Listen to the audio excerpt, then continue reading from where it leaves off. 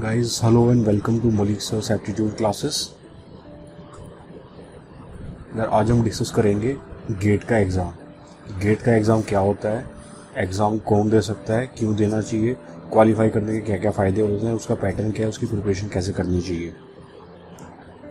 तो देखो यार, जो गेट का एग्ज़ाम होता है graduate aptitude test in engineering, तो ये आपको पता और यू ऑलरेडी नो कि ये कंप्यूटर बेस्ड ऑनलाइन टेस्ट है। ठीक है, ऑनलाइन असेसमेंट है जो कि आईआईसी बैंगलोर अलग अलग आईआईटीज़ के साथ मिलके हर साल फरवरी में कंडक्ट करता है। फरवरी के जनरली फर्स्ट और सेकंड वीक में कंडक्ट होता है। ठीक है, 25 यानी 25 डिसिप्लिन्स में एग्ज़ाम कंडक्ट किया जाता है। लेटेस्ट जो रिसेंटली इसमें ऐड किया गया था, बायोमेडिकल इंजीनियरिंग ऐड किया गया था, तो उसको मिला के अभी इसमें 25 डिसिप्लिन्स हो गए हैं। ठीक है, फाइनल ईयर के जो स्टूडेंट्स हैं वो भी अप्लाई कर सकते हैं, मतलब अपीयरिंग में आप एग्ज़ाम को दे सकते हैं। एग्ज़ाम क्वालिफाई हो जाए तो आपका जो स्कोर कार्ड है उसकी वैलिडिटी 2014 के बाद सिर्फ 3 साल की हो गई है। ठीक है, 3 साल के लिए आपका स्कोर कार्ड वैलिड रहेगा। अगर कंपटीशन की बात करें तो 8-9 लाख स्टूडेंट्स हर साल इसमें गेट के लिए अप्लाई करते हैं और ऑलमोस्ट 80% स्टूडेंट उसमें they appear for the exam. This is important कि एग्ज़ाम की सक्सेस रेट क्या है। तो लास्ट ईयर यानी कि फरवरी 2020 में इसमें 18.8% मतलब रफली आप मान लो कि 18 to 19% एस्पिरेंट जो है एग्ज़ाम को क्वालिफाई कर लेते हैं। ठीक है, तो गेट का जो एग्ज़ाम है वो अगर आप क्वालिफाई कर लेते हैं तो उससे आपको क्या फ़ायदा होगा, उससे क्या क्या बेनिफिट्स हैं, तो ये 1 by 1 हम डिस्कस कर लेंगे। तो सबसे पहली जो है, अगर आप गेट के एग्ज़ाम को अच्छे रैंक के साथ क्वालिफाई कर लेते हैं, मतलब अगर आपका जो रैंक है वो 500 के अंडर है, ठीक है, तो आपको आसानी से एक मतलब you can get a PSU job. PSU की जो जॉब्स होती हैं बहुत ल्यूक्रेटिव जॉब्स होती हैं। ल्यूक्रेटिव मतलब वेल पेड जॉब्स होती हैं, सैलरी अच्छी होती है। स्टार्टिंग में आपको ट्रेनिंग के दौरान 60,000 आपको मिल जाते हैं। ट्रेनिंग एक once you get done with your training period, training finish होने के बाद आपको एनीवेयर 80,000 to 1 लाख आपको सैलरी आप उठाना शुरू कर देते हैं। ये तब है जब आपको महारत्ना पीएसयू अगर आपका कन्वर्ट हो जाता है तो पीएसयू जो होते हैं जनरली वो 3 ब्रॉड कैटेगरीज में उनको कैटेगराइज किया जाता है बेस्ड ऑन देयर कि वो कितना प्रॉफिट जनरेट करते हैं और उनका एनुअल टर्नओवर कितना है। तो सबसे जो नंबर 1 पीएसयू जो होते हैं, टियर 1 पीएसयू जो होते हैं वो महारत्ना पीएसयू होते हैं।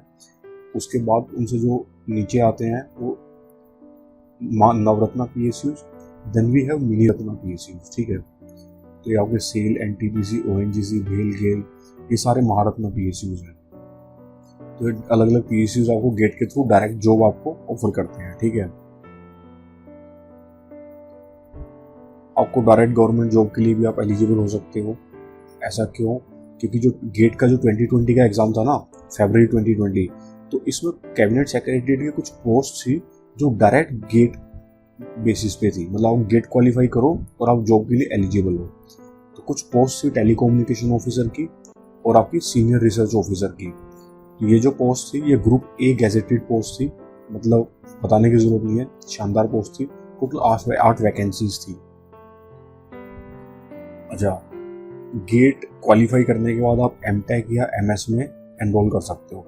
एमएस जो होता है 3 साल का कोर्स होता है, जस्ट लाइक एमटेक ओनली, थोड़ा सा रिसर्च ओरिएंटेड होता है। एमटेक 4 सेमेस्टर का कोर्स होता है, 2 साल का कोर्स होता है। तो आप अलग अलग आईआईटीज़ में, आईआईएस में और एनआईटीज़ में आप एमटेक या एमएस के लिए आप एनरोल कर सकते हैं। अगर मान लो आपकी बीटेक किसी नॉर्मल कॉलेज से है तो ये आपके लिए अच्छा ऑप्शन हो सकता है, क्योंकि आपको सीधी आईआईटीज़ में आपको एंट्री मिल जाती है। तो गेट स्कोर के बेसिस पे it just like entry ticket directly to the IITs. MTech के दौरान आपको हर महीने स्टाइपेंड मिलता है 12,400 का। और अगर प्लेसमेंट्स की बात करें तो फिर एमटेक या एमएस के बाद आपको कॉर्पोरेट में आरएनडी की जॉब्स आपको मिल सकती हैं। आरएनडी की वेल पेड जॉब्स होती हैं कॉर्पोरेट में। कुछ पीएसयूज भी कैंपस से डायरेक्ट रिक्रूट करते हैं। और अगर मान लो जैसे बीटेक आपकी नॉर्मल कॉलेज से है और आपकी प्लेसमेंट नहीं हो पाई, तो ये आपके लिए काफ़ी अच्छा ऑप्शन है। आप टॉप कॉर्पोरेट्स में आप एंट्री ले सकते हैं। आईआईटीज़ या एनआई अच्छे मतलब इंस्टीट्यूट से आपकी एमटेक हो जाती है, तो फिर प्लेसमेंट में आप कॉर्पोरेट में आपको एंट्री मिल सकती है। नेक्स्ट आपको पता होगा पीएचडी। तो गेट बेसिस पे अलग अलग इंस्टीट्यूट्स में CSIR की लैब्स PhD के लिए आपको PhD ऑफर करती हैं। तो PhD आप सीधा PhD में भी एनरोल हो सकते हैं या MTech प्लस PhD इंटीग्रेटेड में भी आप एनरोल कर सकते हैं। एक बार आप PhD में एनरोल हो जाते हैं तो आप स्टार्टिंग में 31,000 आपको स्टाइपेंड, फेलोशिप या स्कॉलरशिप आपको मिलती है, जो कि 2 साल के बाद जो आपकी फेलोशिप है वो SRF में कन्वर्ट होने के लिए एलिजिबल हो जाती है। तो 2 साल के बाद आप 35,000 आपको स्टाइपेंड या स्कॉलरशिप आपको मिलती है। नेक्स्ट ऑप्शन है मैनेजमेंट। इस बारे में कम लोग जानते होंगे। आप मैनेजमेंट में भी जा सकते हैं गेट क्वालिफाई करने के बाद। मतलब देखो, जैसे नीटी मुंबई एक कॉलेज है, कॉलेज मतलब अच्छा कॉलेज है, उसका जो एवरेज पैकेज है वो 17 लाख पर ईयर है। तो it is a very good college. वो MBA प्रोग्राम में वो गेट बेसिस पे केवल इंजीनियर्स को, ओनली इंजीनियर्स, उनको MBA प्रोग्राम उनको ऑफर करता है, ठीक है। तो you can go for that also. Plus जो अलग अलग IIMs हैं वो गेट बेसिस पे अपना फेलोशिप प्रोग्राम में एंट्री देते हैं, ठीक है। फेलोशिप प्रोग्राम मतलब आपका लगा लो कि आपका मैनेजमेंट में आपका PhD हो गई। अच्छे इंस्टीट्यूट से अगर आपकी PhD होती है तो लंबा प्रोसीजर 4-5 साल का, but once you are done with it तो फिर आपको अच्छा खासा सैलरी पैकेज भी आप उठा सकते हैं। नेक्स्ट, आप फॉरेन यूनिवर्सिटीज़ में एनरोल कर सकते हैं अलग अलग आपके मास्टर्स और PhD प्रोग्राम्स के लिए। जैसे कुछ यूनिवर्सिटीज़, सिंगापुर की नेशनल यूनिवर्सिटी और सिंगापुर की ही नैनयांग टेक्निकल यूनिवर्सिटी और कुछ टेक्निकल यूनिवर्सिटी जर्मनी में है। ये गेट स्कोर पे डायरेक्ट आपको एंट्री देती हैं आपके मास्टर्स और PhD प्रोग्राम में। मतलब आपको ना तो GRE देने की कोई ज़रूरत है, आपको टोफल देने की भी कोई ज़रूरत नहीं है। आपका अगर गेट क्वालिफाई है तो सीधा गेट का स्कोर कार्ड प्लस आपका जो SOP होता है, स्टेटमेंट ऑफ पर्पस, या आपका रिसर्च प्रपोजल, तो आप सीधे एडमिशन के लिए आप एलिजिबल हो जाते हैं, ठीक है। चलिए आगे बढ़ते हैं। तो अब गेट के पैटर्न की अगर बात करें, गेट का पैटर्न क्या होता है, तो जो गेट है, गेट 2021 मतलब जो नेक्स्ट जो गेट का एग्ज़ाम होगा वो IIT बॉम्बे कंडक्ट कर रहा है इस बार। तो as you all know computer based online test है, 100 मार्क्स का आपका टेस्ट होता है, 5 इसमें क्वेश्चंस रहते हैं। अच्छा, इसमें जनरल एप्टीट्यूड के 10 क्वेश्चन होते हैं इसमें, जो जिनकी वेटेज होती है 15 मार्क्स, ठीक है। तो 15 नंबर का इसमें एप्टीट्यूड होता है। टाइम काफ़ी होता है, 3 घंटे का, टाइम की कमी नहीं होती, 3 घंटे का आपका टोटल टाइम होता है। इसकी जो मार्किंग स्कीम है, जो एक नंबर के जो क्वेश्चन होते हैं उसमें नेगेटिव होती है 1/3, जो 2 नंबर के क्वेश्चन होते हैं उसमें नेगेटिव होती है 2/3, और जो न्यूमेरिकल आंसर टाइप क्वेश्चन होते हैं उनमें कोई नेगेटिव नहीं होती। तो उसमें अगर आप गलत भी अटेम्प्ट करते हैं तो आपके मार्क्स डिडक्ट नहीं होंगे आपके जो नेट स्कोर है उसमें से।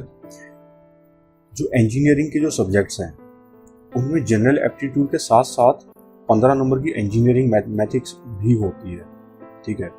तो जो इंजीनियरिंग बैकग्राउंड के जो सब्जेक्ट्स हैं उन सब्जेक्ट्स में आपके 15 नंबर की इंजीनियरिंग मैथमेटिक्स, 15 नंबर का जनरल एप्टीट्यूड और 70 मार्क्स का आपका सब्जेक्ट हो गया।